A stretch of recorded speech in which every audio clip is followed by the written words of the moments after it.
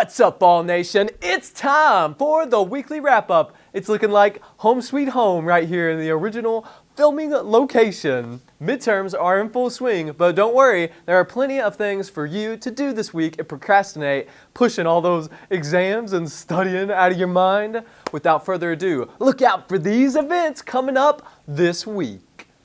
Starting today through the 17th is the virtual UT Spirit Week to celebrate a spooky homecoming.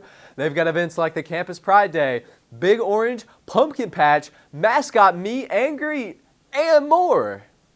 Then for Rocky Topics this week, we've got free speech and compassionate care with the Dean of Students on October the 14th at 5:30 p.m. over Zoom.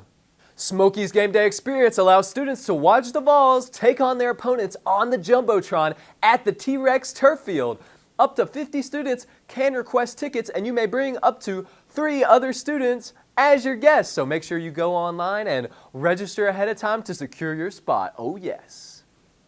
If you need any additional information on those events or more great events happening this week, make sure to check out calendar.utk.edu or the Vol Life app. And now that we've got the events for this week out of the way, it's time to do what we do best here on the Weekly Wrap-Up. That's right, it's time for the Weekly Wrap-Up. Let's get into it. Oh yes.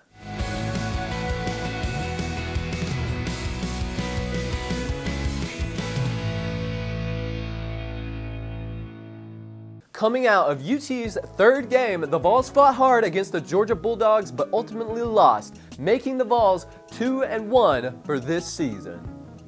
Last Wednesday, the Cost of Hate Symposium had its second panel talking about anti-sexism in America. The next one is on the 27th at 6 p.m. and is about anti-fascism, so make sure to check it out.